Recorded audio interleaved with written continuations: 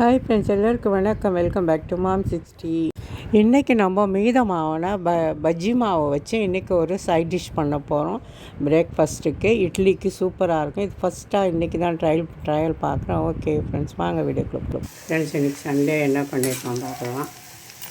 Sunday இந்த கடலை மாவு பஜ்ஜி போட்டு கொஞ்சம் மீதமாகிடுச்சு. நேற்று சாயங்காலம் அது அப்படியே இருந்தது, கொஞ்சம் தூக்கி போட மனசு வராத. அதிலே கொஞ்சமாக வெங்காயம் போட்டு சும்மா அப்படியே சாப்பிட்டு பக்கோடா மாதிரி சுட்டுட்டேன்.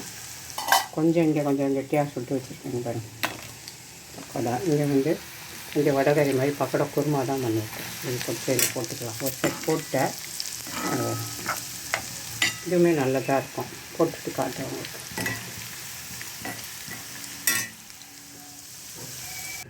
இப்போ பக்கோடா குருமா ரெடி ஆகிடுச்சு. சூப்பரான ஒரு பக்கோடா குருமா. கொஞ்சம் பக்கோடா எடுத்து வச்சுட்டேன். அதுக்கு பிரேக்ஃபாஸ்ட்டுக்கு இன்றைக்கி இட்லி தான் பண்ணியிருக்கேன். தெரியுதா?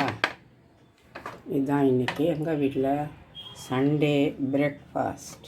சாப்பிடும் போது எப்படி இருக்குது அப்படி நான் சொல்லுறேன்.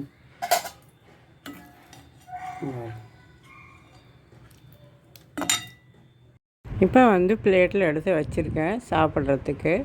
பக்கோடா கறி அண்டு இட்லி, கொஞ்சமாக பக்கோடா. சூப்பராக தான் இருக்குது. நான் இது ஃபஸ்ட் டைம் இந்த மாதிரி ட்ரை பண்ணியிருக்கேன். ஃப்ரெண்ட்ஸ், இன்றைக்கி ஞாயிற்றுக்கிழமை, மணி 2 ஆகுது. ஆனால் நான் 12:30 தான் உள்ளே வந்தேன். அரிசி கழுவி போட்ட சாதம் வெந்துடுச்சு. அடுத்து ஜப்டால் ஆர்டர் போட்டு தான் அரிசி கழுவி வச்சேன். சிக்கனு, கீரை இதெல்லாம். சிக்கன் ஒரு 450 கிராம் வந்தது. அது வரத்துக்குள்ளே இந்த அரைக்கீரையை நல்லா தேங்காய் போட்டு பொரியல் செஞ்சு வச்சுட்டு ரசத்தையும் கூட்டி வச்சுட்டு ஒரு 10 நிமிஷம் ஆச்சு வரத்துக்கு. அதுக்குள்ளே இந்த 2 ஐட்டத்தையும் பண்ணிவிட்டு அதுக்கு மேலேயே சிக்கனை வேக வச்சு குக்கரில் தான் தாளித்து விட்டுருந்தேன். இங்கே வந்து அப்படியே எல்லாம் வதக்கி வேக வச்சுட்டேன். இப்போ எடுத்து சும்மா ட்ரை பண்ணுறதுக்காக இப்படி கடாயில் போட்டால் கொஞ்சம் நல்லா ட்ரையாக வேணுங்கிறதுக்காக.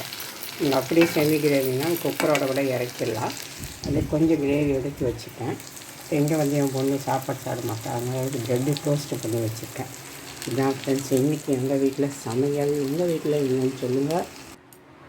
இப்போல்லாம் நாங்கள் சண்டேஸில் நான்வெஜ் செய்கிறதே மறந்துட்டோம். அதனால் மறக்கக்கூடாதுன்னு இன்றைக்கி கண்டிப்பாக வாங்கி செஞ்சிடலாம். செய்தாச்சு. அவ்வளோதான். Thank you friends.